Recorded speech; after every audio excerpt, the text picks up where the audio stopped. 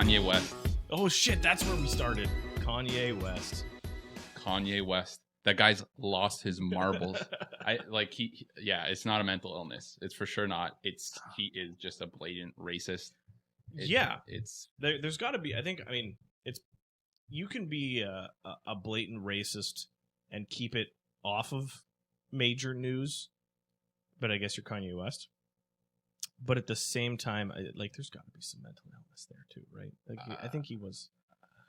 He keeps going on about they're trying to drug me and put me away and blah blah blah. It's got to be mental illness. I think he's bipolar. And a huge fucking racist. Yeah, it's not. I don't think or anti-Semite. I don't think being bipolar leads you to be a racist. I think it's just. I think it's anti-Semitic. Anti-Semitic is being Jewish. It's one of those that's kind of tied everything. Together. It's tied with everything, right? We'll go with anti-Semitic. He's a big piece of shit. Oh yeah. You're a big piece of shit when Alex Jones is questioning what you're saying. Yeah, the Alex Jones interview is pretty ridiculous. Alex Jones is a guy. Anybody who doesn't know who owes $1.4 billion to Sandy Hook survivors. Sandy Hook's family. He pretty much said it was fake and it was a government inside job and that the kids were all paid actors and that's another big fucking piece of shit. Oh yeah, he's a huge piece of shit, and he had Kanye West, the current piece of shit, king of the pieces of shit, the current shit pile of the news on his cycle. InfoWars news broadcast thing, and pretty much Kanye was just ripping on Jewish people in pretty hard. And Alex Jones, of all people, this is a guy who denied Sandy Hook for years, was I don't know, Kanye. You want to cool it for a second there, bud? Yeah, he's well, let's just get it straight. It's not all Jewish people. And it's whoa, if Alex Jones is saying that, it's pretty rough. Let's not talk about Kanye West anymore. We don't, Let's talk about... How is that guy still doing stuff?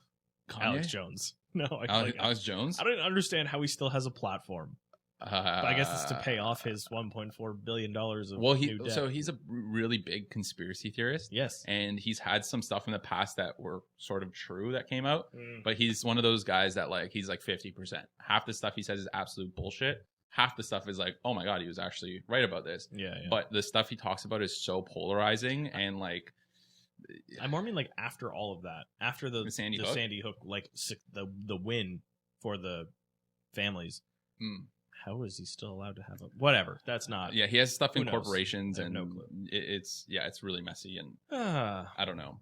Yeah, I don't know. It's all defamation stuff too, so it's not illegal. It's just right. It's illegal, but it's not he's not going to jail. Criminal. It's he can't civil. It's all he just owes them a lot of money. Those families had death threats. They had people showing up at their house. It was criminal, and this should is be after. inciting some kind of something. Well, that's the thing, right? Anyways, we're not lawyers. We're not the ramblings of two madmen in a room, I suppose. I guess so. Okay, on to the World Cup. Okay. Yes, back to the World Cup. All right, so Canada. In the previous episode, I said that I really liking our odds. We had a good team and. Yeah, it didn't end up so well. Now looking back, a week went by and they're already out. They didn't get a point. They got 1.5 goals. Yeah, we had a really, really cool 68 seconds. That 68 seconds in the Croatia game was amazing. It had me jumping around my place. I was going nuts. I called one of my buddies up. I was doing the Cristiano Ronaldo celebrations. I was loving it. And then the rest of the game was just hard to watch. But overall, to recap the team, we have a lot of bright sides. Alphonso Davies obviously is just an amazing player. He missed that penalty shot, but so did Messi and so did Lewandowski. These are some of the. It's not easy shots to take, and when they get in your mental, it's just I don't know. Did Lewandowski miss his penalty shot? Now I can't even remember. Anyways, it happens. It's on the biggest stage. There's 4 billion people practically watching you. I get it. I don't want to be the guy taking that shot. And that's obvious half the world now. Half the world is watching this. Oh yeah, this is the most insane sport. Not even sporting event, just event in general. This is the one time the whole world is watching. If you guys want to see a really cool documentary, watch the one on Netflix about the FIFA corruption. I have to watch that stuff. It's kind of boring. It's pretty much the same thing over and over for 4 episodes, but it's pretty interesting as well because the level of corruption in FIFA is so ridiculous. It goes to the national level. Like there was the president of France making deals with people from Qatar. It's so absurd. Over like buying jet planes. The size of like the influence of FIFA, of the World Cup, of soccer on a global stage, football on a global stage is absurd. When you look at like the Kardashians or pick a random celeb, and then you go look at like Messi on Instagram. Oh yeah, you compare the numbers. It's just Ronaldo, yeah, and so like crazy. But the thing about FIFA that's crazy is that they're like the world's biggest mafia. Yeah, and they have so much power. They have more power than most countries in the world, which is crazy. Like Qatar, a country with 2 million people. What secret hosted back the alley World influence Cup. do they have? What secret back alley influence do they use that? Watch the for? Oh yeah, it's spoilers. a lot. Pretty much putting money in their pockets, just like for money. Oh well, I mean it's practically money, and I mean in Sepp Blatter's case, the argument is that he's also like a huge, not like sociopath. What's the word when you're addicted with yourself? About narcissist. He's just a giant narcissist, and he thinks he's practically God. Yeah, well. And he would like go around places doing these like. He did a lot of good for soccer as well. Right. He did a lot of good, but it was all corrupt as well. So it's kind of like there's pros and cons. But with Canada's team, I mean, we had some people show up. I mean, there was a few players that were just a step behind. Atiba Hutchinson, 39 years old, oldest player in the tournament. Was it oldest player in history of the World Cup?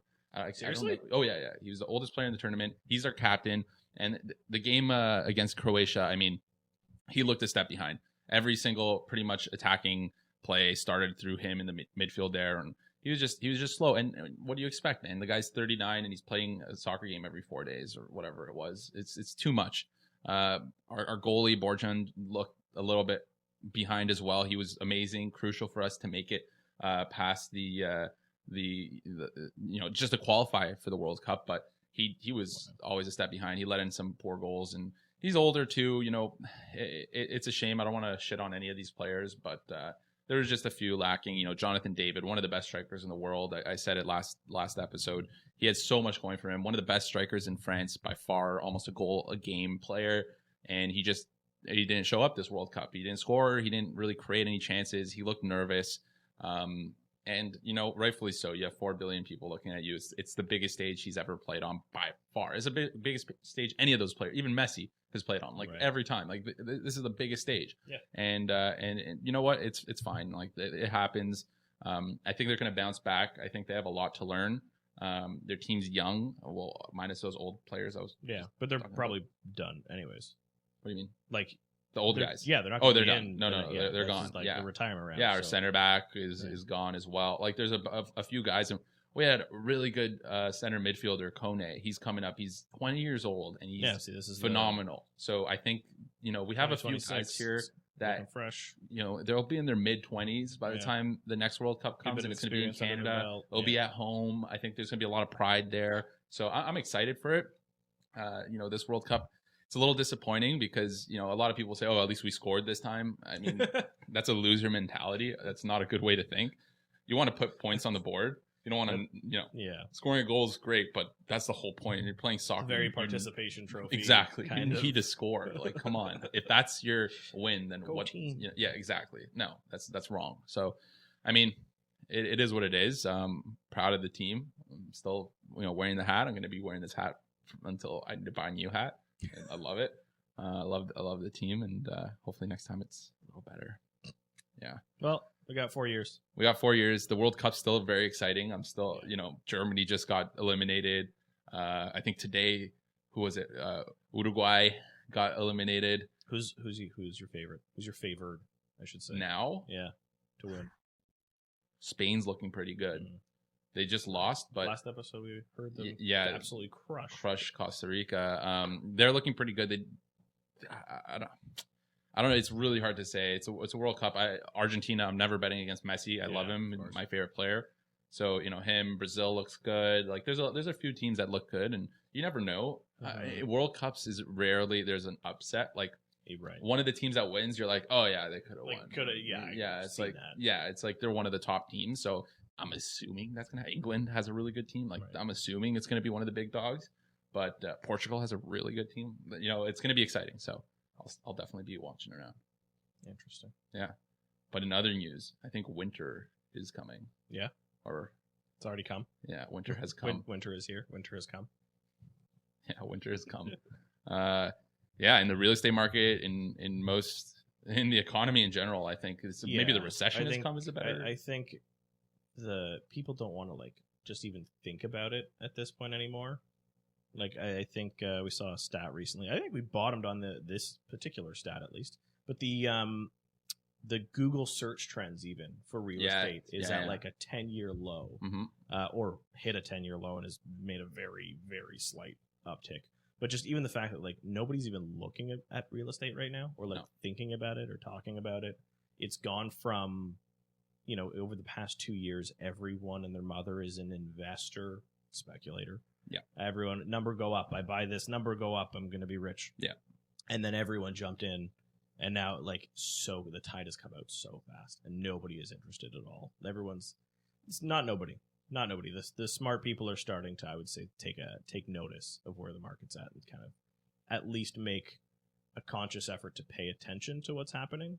But most people are certainly still just full holiday mode at the same time as there's like zero inventory. This happens every year, but it's just so much lighter, I feel like, this year. Like it usually happens, December 15? Yeah, like heading into December. I usually get like a December deal somewhere that pops up kind of as a surprise deal. I don't have any hope of that happening this year. Maybe. I've got, I've been a couple that we're working on. There's been a couple that are, and they'll still pop up, but it's just really, really that's, I mean, the benefit of the timing of this kind of a market is the people that do list, and this is kind of more always in December, but even more so this year, the people that do list are the ones that have to list. Yeah. And very few buyers are still looking. Well, it's people who are, kind of either divorced, moving out of the city, power of sale, can't afford it anymore, estate sales, all of that's just like, just throw it up and we'll figure it out.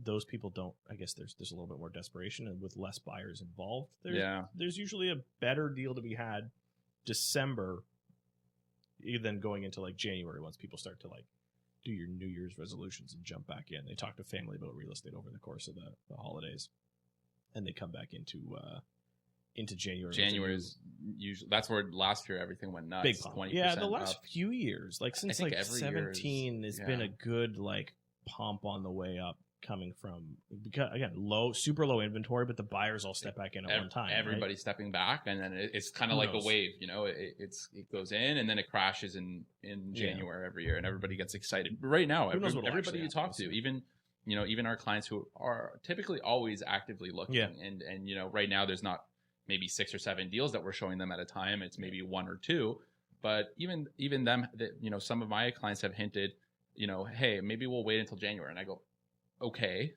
but exactly. So is everybody else. Yeah. So there might be more listings to look at, but there's going to be way more buyers. Today I went on a showing, saw a couple properties, and they're both fairly nice, very workable deals. And I called one of the agents. He's one of the top agents in our neighborhood. We've done many deals with him in the past, and so he's very well respected. And we had a conversation about what's going on in the market, and he brought up he goes, there's not a lot of inventory. It's so low. The inventory is crazy low that, kind of like, well, this is what you got. Yeah. And my response was, well, there's also nobody looking to buy. Yeah. So it's kind of like, which side do you want to lean more towards? Is it the low inventory, or is it that literally no one's walking through your door to check out your listing? There's always opportunities. And I think it's a good time to be ready. I think that's pay attention. It's too, like the searching for a property will take you no time these days compared to in a high volume market, because there's just not a lot of new stuff coming. Yeah, and most new stuff is still kind of junk. But if you stop looking, that's when the little diamond shows up, and nobody else is, or not enough people are interested. So you could have a shot, but if you're not paying attention, you're not going to see it. And this is where I think a lot of those, like the December great deal shows up or comes from. And a lot of the time it's going to be the person that's kind of their hand is forced.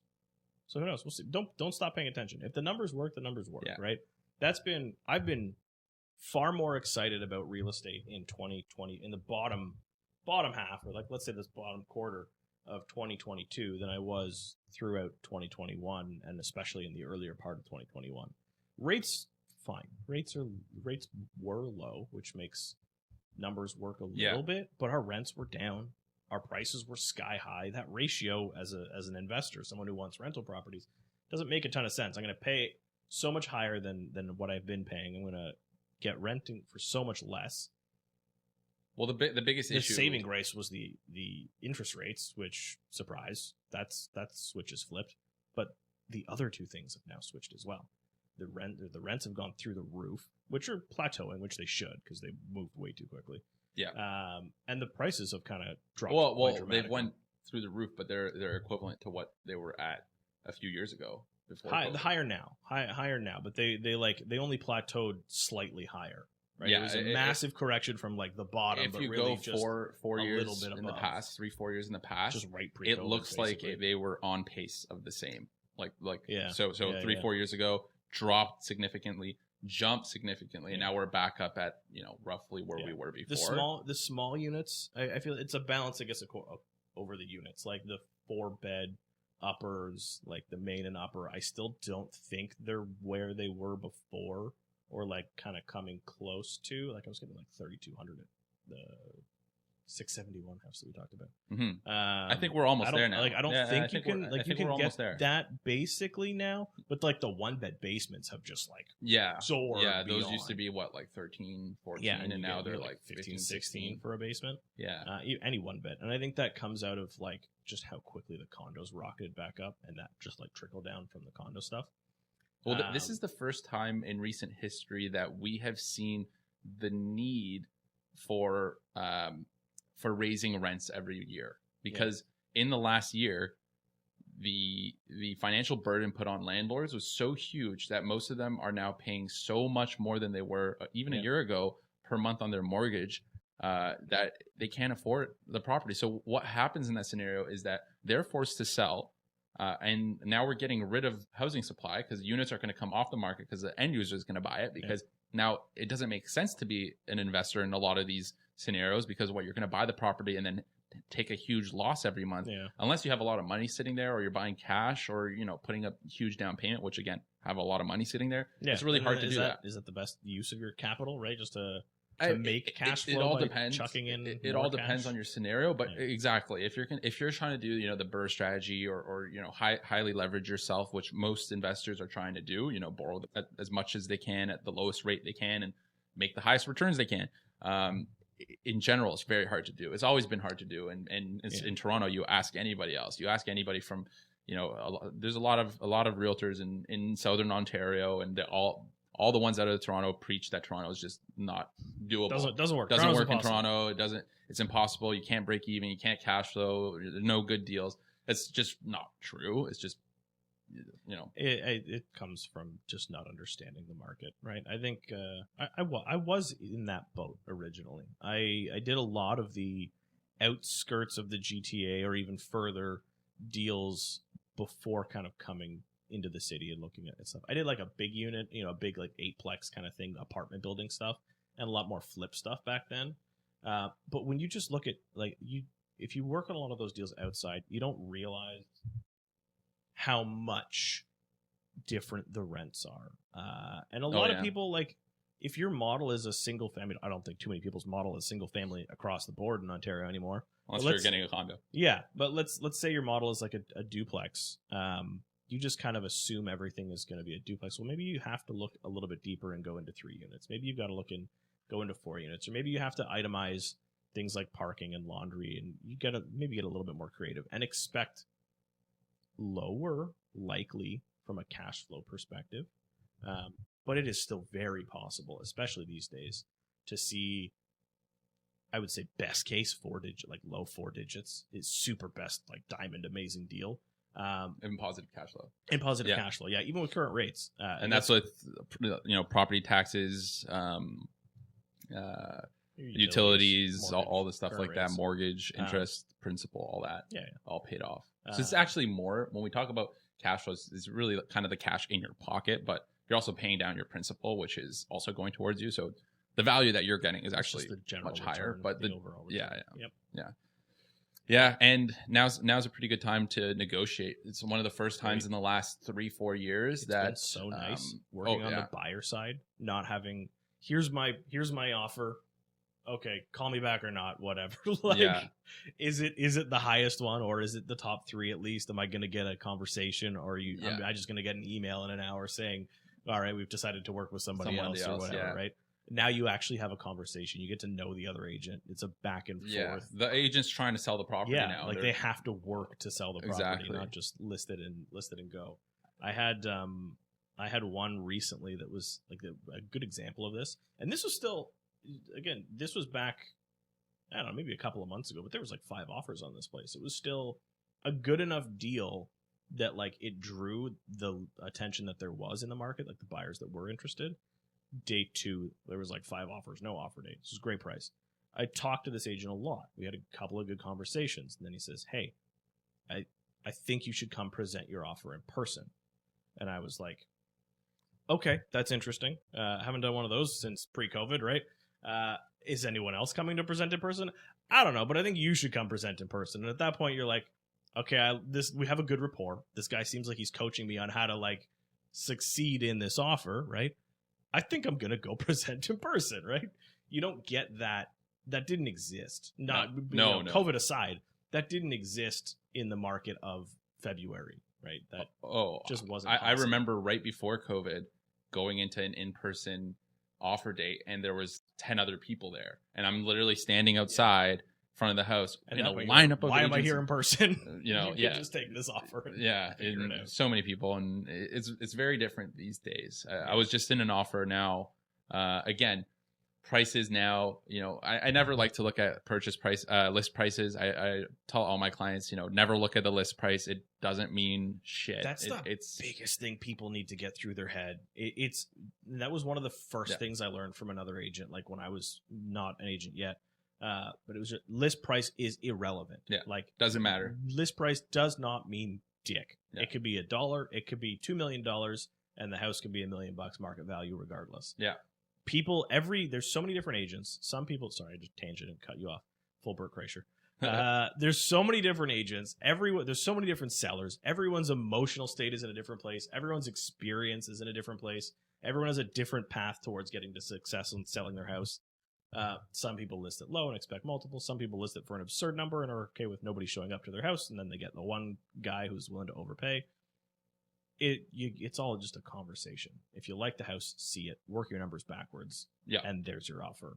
If it doesn't work, okay, but exactly, move on. Go to the next. No, go to the next property. That's what I mean. It's one of those. I mean, it's always good to do your research now. You know, it's within reason too. I mean, if a property is listed for 1.4 and it should be worth 1. Yeah. Maybe you don't want to look into it because there's probably something that's just wrong there. Yeah. Either expectation. That's where it's our job to call the other realtor and say, "Hey, is your client expectation legitimate, or are they flexible?" And you'll get a pretty good response of there's room. This is just just the price they wanted, or it makes them feel good. So I was actually just in an offer, and the listing price was at X amount, and we did the market research. We looked into other properties in the area. Mm-hmm. Given that there's no demand right now, the demand's so low, and that the property, was it perfect? It was really good. It was a really good property in a nice area, and the numbers made sense. So we thought, you know what? Let's go in well below asking at a price that we feel very confident with maybe a little bit of room to negotiate as well. Mm-hmm. Still well under asking, and let's just present to them and see what they say. I had really good conversations with the listing agent. Again, another very, very good agent in this neighborhood, and things looked pretty well. It was one of those situations where the sellers had to sell. Right. So they're divorced. This assets in both of their names. They're trying to clean split. let's get rid of the property. Let's list it for high, what maybe it was worth, 6 to 8 months ago, right? And see if we can get that. That's probably what was in their head. Right. I'll take my 50%, you take your 50%, we'll move on, boom, done. But with offers coming in well below, they already reduced their price from what they were initially asking. So it's still well above market. With prices coming well below, with our offer well below what they expected, they actually just, talked to each other. Well, actually they talked through, a mediator, and they're not talking very much doesn't anymore. seem like, probably not. And there's one of them is just going to buy it off the other. They said, you know what, at this price, might as well I'll just take it. We thought we would get X, but if it's X amount under, it's not even worth it anymore. Let me just keep it. I can, raise my family here. And, it sucks. In our position, we were like, whoa, we didn't see that one coming. Yeah, that's not how you expect to lose a deal. That's not how, no, ever. And, it is what it is at the end of the day. It's great. The client I'm working with on that deal is awesome. He's just like, I have no emotional attachment on this. There's no emotion on these properties. Kind of on to the next one. Let's just look at another one that's just as good and move forward. Why am I going to care? All right, that was their decision. Does it suck? Sure, we put in the effort in it, but oh well. Interesting. Yeah. I wonder if this was the strategy to get the home ownership. So let's list it so high. Let's watch it fail, and then I'm gonna get an appraisal that's like gonna be like a secret back alley appraiser. It could be dirty low price. I'll give you half of this. Great. It could be. Yeah, and that could be it. Who knows? Yeah, well, you never know in this. I mean, you can only do your best and put a offer on the table that you deem is doable, and kind of move from there.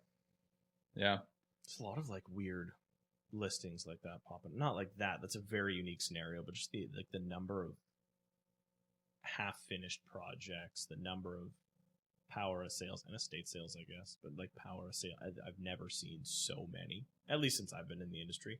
As a ratio of new deals coming to market, like I think in a perfect world you have regular volume coming to market to kind of like dilute these out to make it not feel like it's every single property, but you can really tell these days when someone bought something in 2020, 2021, their only exit strategy was to flip this thing, and they're selling it maybe with permits or maybe half gutted, just like super forced, and it's like a clear like you're losing 6 figures on this just to get out type of deal. Yeah, a lot of those are. Well, this is the issue of buying properties without an exit strategy or a plan B. Multiple exit strategies, especially if you're looking for a quick flip, which is something that I don't think our brokerage ever really recommends. Is it doable? Yes, and we can help advise that. But our whole personal play is to buy and hold long term. So as long as, even if you are planning for that 1, 2, 3 year flip, which is, again, it's doable, but you just got to be so super careful and make sure that exactly your plan A, B, C, D, because things change. You need a backup. Yeah. So things change. Yeah, if you can rent it out and cover most of your costs, or hold on to it for a couple of years and then do the project, or whatever happens, you're going to be way more well off than otherwise going in blind and saying, this is my only opportunity. Everything has to go right or else. What's that trope? Time in the market beats timing the market. That's always been my big scare with flip stuff, potentially. Yeah, because you're timing. Do I need to exit this? And is the exit the only way that I make money? What happens when the market turns, like right now, and I no longer can exit, or my exit is going to have me losing money? Can I hold it until I'm back in a positive position? And a lot of these guys are obviously, the answer to that question is no. I took a single family and converted it into a really nice single family, and I'm going to flip it and sell it to a family who wants to move in. Well, that's not going to work so much these days, or you're going to do that at a big loss when the market's turned. And the thing with that is, who knows what's going to happen in 6 months? Yeah. Who knows what's going to happen in a year? The market could go. They could sell it and the market booms, and then there was their window. They just ate their loss. It could just. It could happen. It couldn't hold. So we don't know what happened. Nobody that I know predicted what happened in the last 6 months to happen. I don't think anybody was expecting. And we're back in the booth. We're good. Anyways, we were talking about holding power. I think people's ability to hold power.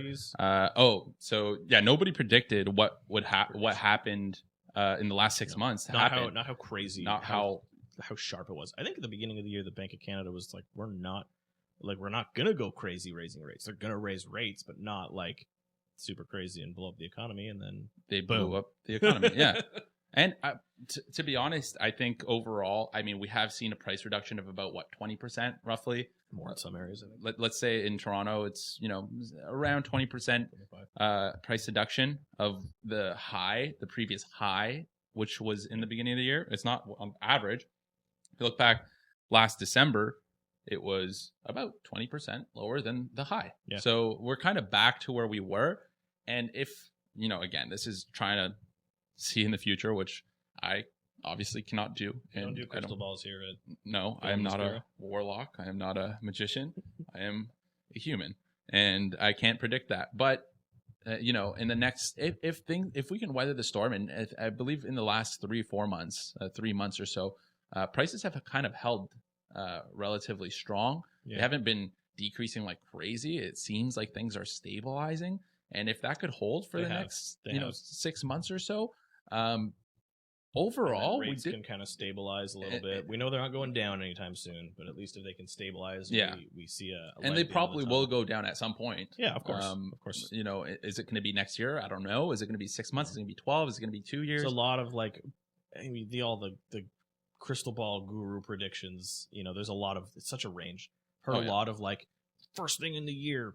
Okay, I don't know if I believe that one a lot. Middle of the year, okay, that seems to be where most of the camp lies. Is end of Q2 into Q3 kind of thing next year, and then a lot of people are like, no, 2024, not until 2024 the rate's going down. Nobody knows. The people that make these rules up don't know. So we're just gonna ride it out and see, and that all kind of makes the stronger point. Make sure you can carry the property in the worst case.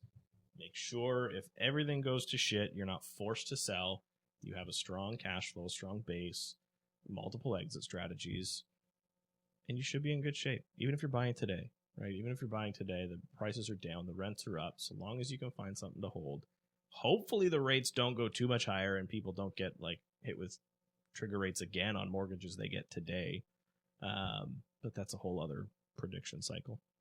Okay, so to jump into that, the predictions and statistics. I wanted to bring up, when you were talking about the stats of kind of where things were going, how things have leveled off. I wanted, before we jump into this, just make a note.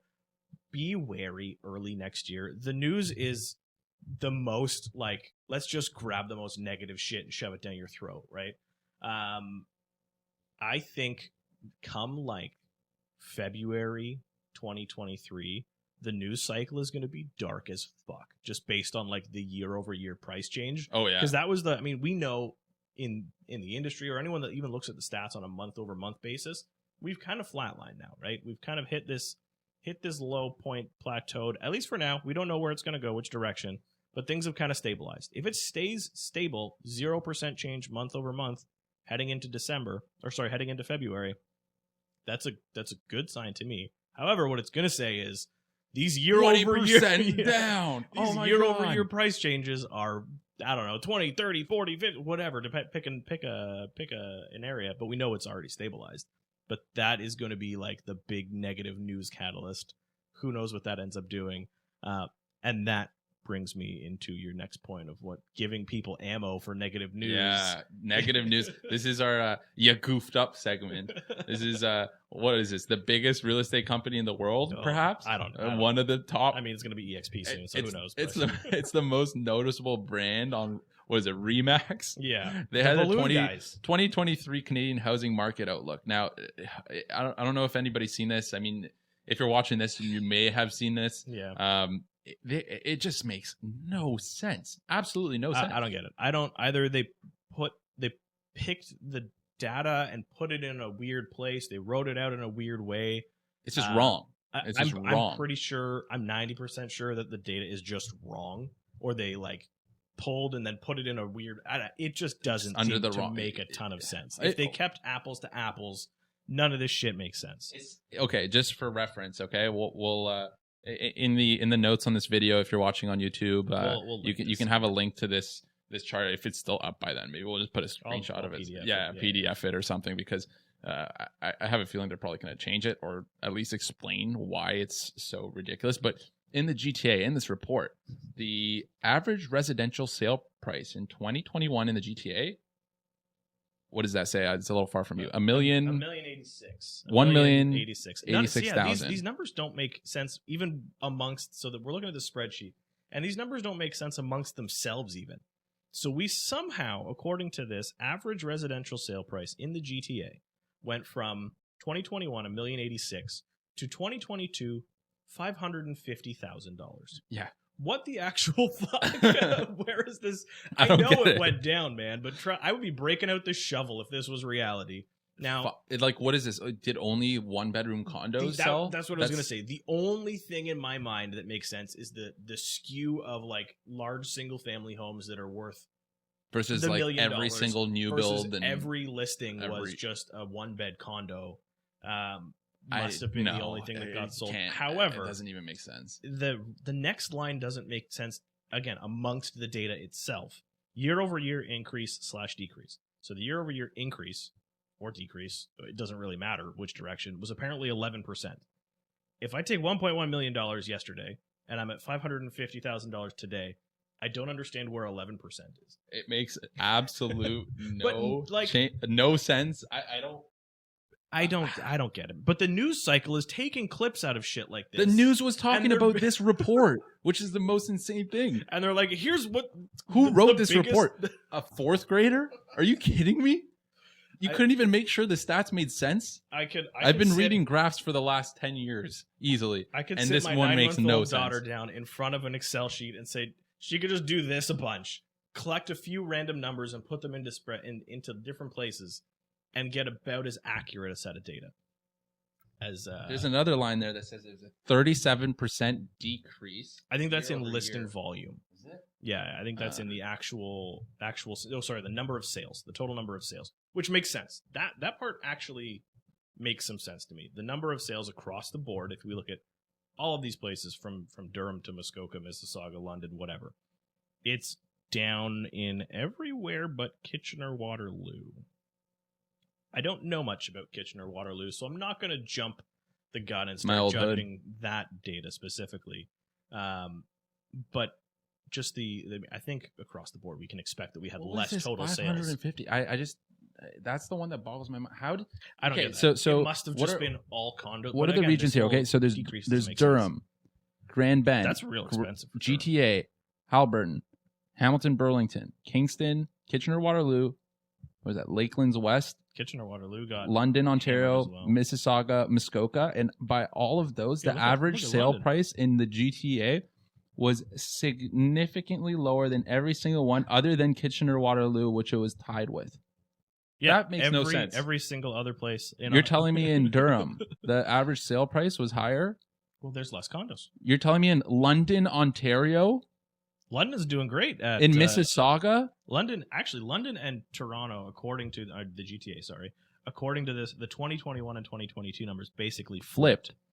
So London was in the 6s, and somehow London is 1.15. Congrats in to London, all you Ontario. London investors. What? London guys are killing it, apparently. I don't know. I think they probably are. These statistics, it makes me scratch my head. I don't get. I need somebody. I need the person who wrote this to sit me down and be like, okay, this is what I was thinking. This is how I came. This is actually, or they need to come out and say this was a mistake. I don't know. I don't get it.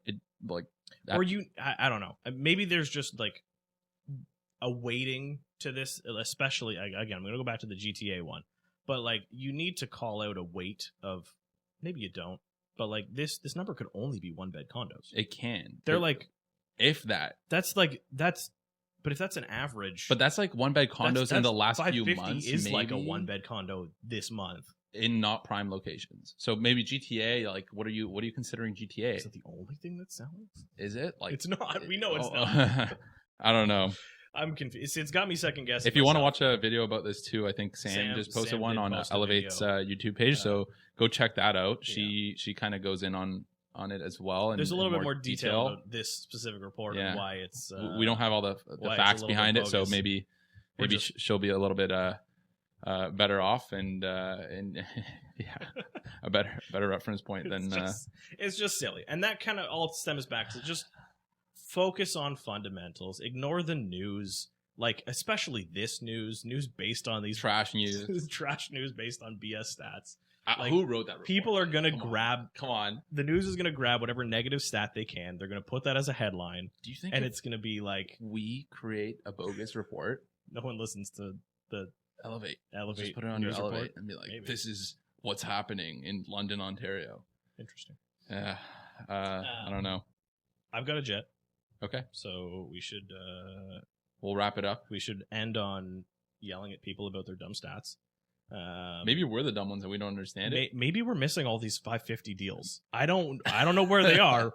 I do. And I kind of where in a condo somewhere. In a condo, like 45 minutes out from the. Not even. That's like the lowest purchase price you're gonna find. I don't even think the condos in like York region are that cheap. Anyway, it doesn't matter. Maybe we're just garbage and we're missing all of the amazing 550K deals. No, we need to find a new industry. Well. I guess we'll talk to you next time after that one. Hopefully we have more rants for you on the... Spiro and Phil. Phil and Spiro. That's it. That's the whole name. Goodbye. See ya.